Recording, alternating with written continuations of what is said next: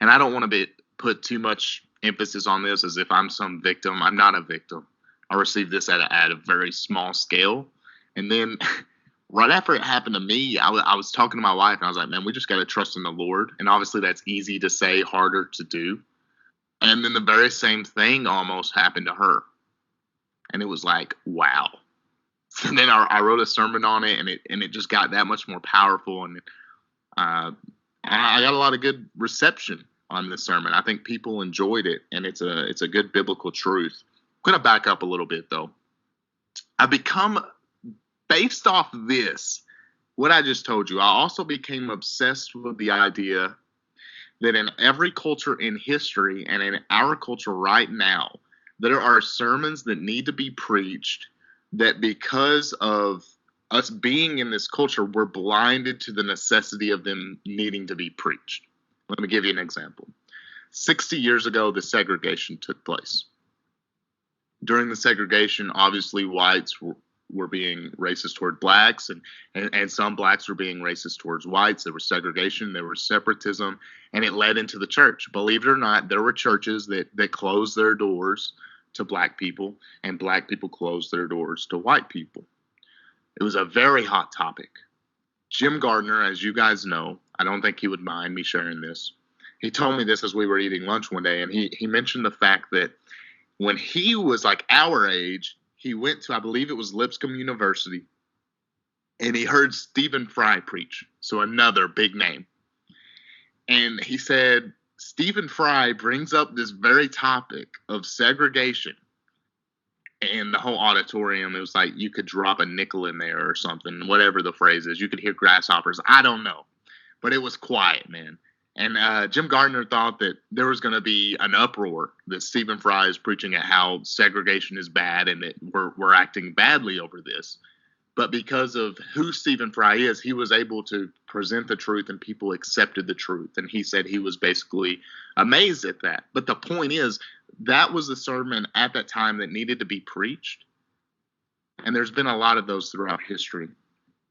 I believe gossip and slander is that sermon. One of the sermons, there's obviously a lot that needs to be preached today.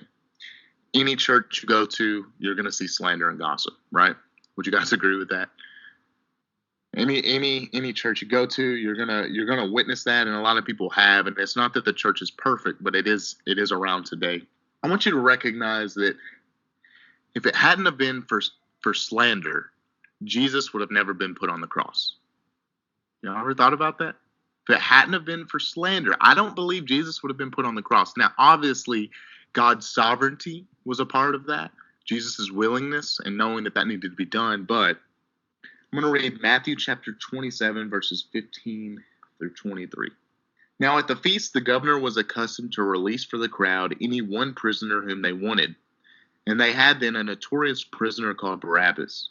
So when they had gathered, Pilate said to them, "Whom do you want me to release for you, Barabbas or Jesus who is called Christ?"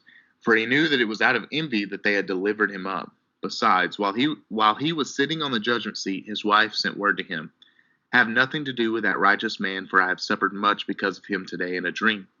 Now the chief priests and the elders persuaded the crowd to ask for Barabbas and destroy Jesus. Listen, Jesus was popular. People loved Jesus. They wanted to see his miracles. They wanted to have a miracle come upon their own life.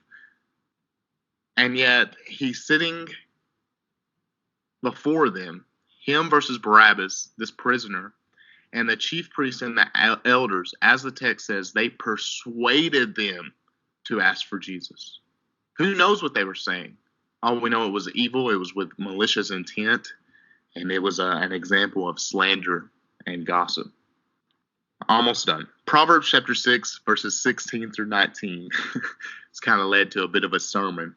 It says, "There are 6 things the Lord hates, 7 that are detestable to him." So if you ever want to know what God hates, what he just can't stand, and you want to put that on a Post-it note like Chris has all over his office, right? This is something that God hates. You need to open your eyes to it. Proverbs chapter 6, verses 16 through 19. 7 that are detestable to him: haughty eyes, a lying tongue, hands that shed innocent blood, a heart that devises wicked schemes, feet that are quick to rush into evil, a false witness who pours out lies that will be slander, and a person who stirs up conflict in the community. My point is, you can look at other passages, such as, I got it written here, I'm not going to read it. Maybe I don't. I believe it's Romans chapter 6. Could be wrong.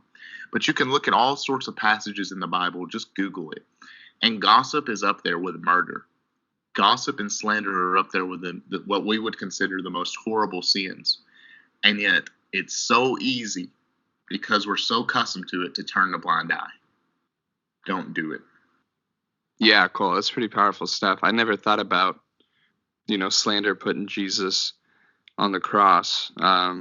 That's pretty intense thought. And I think that it's just one of those things that is easy to overlook. Like, I've done it 100 times if I've done it once, just to be honest. It's something I've had to repent of a lot in my life. And part of that is, it's kind of this social currency. You know what I mean? I get something out of being able to tell somebody else this like insider information. And now they can respect me, and I can be their friend, and they, maybe they'll come to me when they want something that, and I can become that cool guy that's got the inside scoop. And it's not just women too. That's another thing. People think, oh, gossiping is so sin for women. No, it's not, dude. Men gossip all the time, and we got to act like we don't, or we got to stop acting like we don't, Yeah, that's not to get on this tangent, but that's two cultural things. Like, we think only women gossip. Not true. Secondly, we think only women can be hospitable. Not true. Like, the commands in the New Testament for hospitality, those are for everybody. It's not just for women. So that's also a good reminder, just something to think about. But Cole, yeah, man, glad you put those thoughts together. I love what you added with the social currency.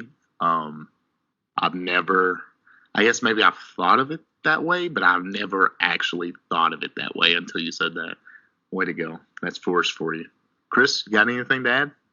I think maybe it would be beneficial to talk about what, like, slander isn't a word I use every day. You know what I mean? Like, let's talk about what that word means more specifically.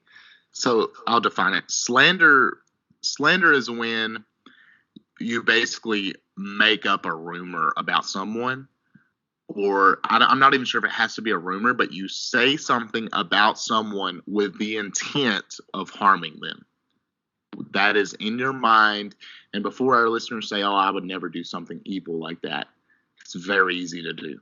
I've done it. We've all done it. It is very easy to do. And then gossip is just talking about something that may be true, but there's no purpose in you talking about it unless it's for that currency, which Forrest mentioned. Chris? Yeah, I just was going to say, like, we may never say, oh, I'm about to tell Cole this about Forrest so that Forrest's reputation is hurt. But we may know that the consequence of me telling Cole is that it's going to hurt Forrest's reputation, and I think that's how it's so easily done. Like, we would never say, oh, well, I think today I'm going to hurt Forrest's reputation. But, like, we might actually say, oh, hey, I'm going to look cool by telling Cole this about Forrest, even though the consequence is that Forrest's reputation may be hurt. I think it's definitely very easily done. We'll end with this thought unless you guys have something else. Our words are powerful. God created the world with his voice, right? But think about the Salem witch trials. That's an example of slander killing people. That's a big deal. Unless, you believe the witches were real. Topic for another podcast. Yeah, I was going to say one thing. I remember one time I was about to tell somebody something about somebody else. And I was like, I'm not trying to gossip, but... And then I was about to start, and the guy stopped me and was like, wait a second. Is what you're about to say going to change how I view this person? And I stopped and thought about it, and I was like, yes. And he was like, then I don't want to hear it unless I need to, like, unless somebody's in danger or whatever, And ever since then, that's kind of been the filter by which I personally determine if what I'm about to say is gossip. Is what I'm about to say going to change my opinion on somebody? And I don't think that's necessarily always wrong. If there's some truth or something, that needs to be shared, or, if somebody's done a horrible sin that people are trying to sweep under the rug or something, but, if I'm saying something just so your view of somebody can change, that's a problem. Yeah, I just wanted to emphasize just how powerful our words really are. And I think that's a great illustration of how powerful our words are that you just pointed out for us, because, our words do have the ability to change how we view other people. And I think that's definitely a very dangerous thing. But Ephesians 4:29 says, "Let no corrupting talk come out of your mouths, but only such as is good for building up, as fits the occasion, that it may give grace to those who hear it." Like the fact that God has given us the ability to use our mouths to build up other people, and so that needs to be the emphasis. If we're going to talk at all, it needs to be to build others up rather than to tear anyone else down. Like we're to build others up with our mouths, not to build ourselves up with our mouths. And I think that's when slander really, or gossip, becomes an issue, is we're trying to build ourselves up, make ourselves look cool, get that social currency that we were talking about. And at the cost of that, we start tearing others down when we should be building others up. We'll go ahead and end this discussion with a reminder. Thank you for that, Chris. With a reminder of, you may be listening and think, it's not that big of a deal. It's just gossip. Everybody does it. To us, that has been the norm. Let that be us. All right. Let's recognize what we're doing and hope to make a change. All right.